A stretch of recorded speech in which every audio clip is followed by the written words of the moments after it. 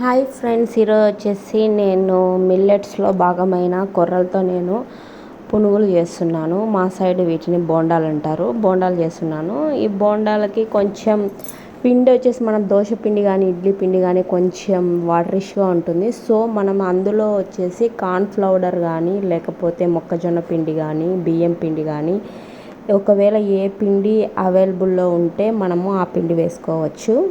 నేనైతే కార్న్ఫ్లోర్ వేస్తున్నాను. కార్న్ఫ్లోర్ వేసేసుకొని దీంట్లో సన్నగా తరుక్కున్న కొత్తిమీర, ఆనియన్స్, పచ్చిమిర్చి, సాల్ట్, సోలా పొడి ఇవన్నీ వేసేసుకొని మనము పిండి గట్టి పడేంత వరకు ఒకేసారి కలుపుకోవాలి. ఎందుకంటే మనకు కొంచెం వాటరిష్గా పిండి వాటర్గా ఉంటే కనుక ఎక్కువ ఆయిల్ పీలుస్తుంది. అట్ ద సేమ్ టైము ఇక ఆనియన్స్ కూడా ఎక్కువ వేసుకుంటే మనకు ఆయిల్ అనేది ఎక్కువగా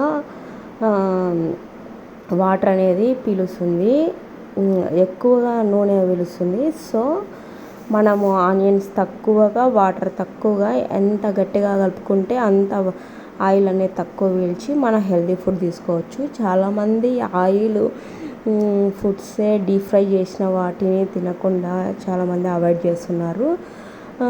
వీక్లీ వన్స్ 2 times ఇలా చేసుకొని బ్రేక్ఫాస్ట్కి చేసుకుంటే చాలా బాగుంటుంది. ఇలా మొత్తం కలుపుకున్న తర్వాత ఒక 5 minutes మనం మ్యాగ్నేట్ చేసుకుంటే ఈ పిండి చాలా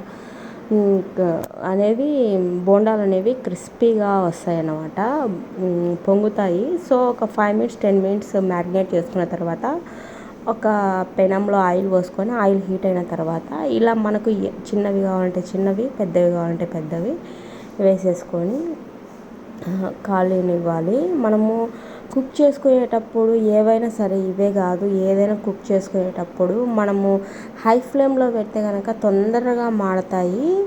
సో మనము స్లో ఫ్లేమ్లోనే పెట్టేసుకొని కుక్ చేసుకోవాలి. స్లో ఫ్లేమ్లో పెట్టి కుక్ చేసుకుంటే లోపల కూడా బాగా ఉడుకుతాయి. మనకు తినేటప్పుడు ఆ టేస్ట్ అనేది మంచిగా ఎంజాయ్ చేయొచ్చు. ఇలా మనము బాగా కరకరలాడే విధంగా ఎర్రగా ఇలా వచ్చే విధంగా రెడ్ కలర్ గోల్డ్ కలర్లోకి వచ్చే విధంగా మనము బాగా వీటిని కాల్చుకొని మనం వచ్చేసి ఆయిల్ అంతా పోయే విధంగా ఒక పేపర్లో వేసేసుకొని వీటిని ఆయిల్ అంతా పోయేంత వరకు చేసుకోవాలి. ఓకే ఫ్రెండ్స్, ఇంతవరకు మన ఛానల్ని ఎవరైనా సబ్స్క్రైబ్ చేయని వాళ్ళు ఉంటే ఖచ్చితంగా సబ్స్క్రైబ్ చేయండి. ఈ బోండాలలోకి మనకు చట్నీ కానీ ఏదైనా బాగుంటుంది. నేను పల్లీలు నేను ముందు రోజే నానబెట్టేసుకొని మనకు పచ్చి పల్లీలు తినాలనుకున్నప్పుడు మామూలు పల్లీలని ఒక 4-5 hours నానబెట్టుకుంటే పచ్చి పల్లీలు తిన్నట్టుగా మనం ఉడకబెట్టుకొని చేసుకోవచ్చు. ఇదైతే నేను పోపు వేసినాను. పల్లీ చాట్ మాదిరిగా ఆనియన్స్, టమోటాలు, ఉప్పు ఇవన్నీ వేసేసి చేసినాను. దీనిలోకి పల్లీ చట్నీ, మా సైడ్ పల్లీ చట్నీ బాగా ఫేమస్. పల్లీ చట్నీ నేను వీడియోలో పోస్ట్ చేసినాను, మీరు కూడా తప్పకుండా ట్రై చేయండి. ఈ వీడియో కనుక మీకు నచ్చినట్లయితే లైక్ చేయండి, షేర్ చేయండి, సబ్స్క్రైబ్ చేయండి. మరో మంచి వీడియోతో మీ ముందుకు వస్తాను. బాయ్.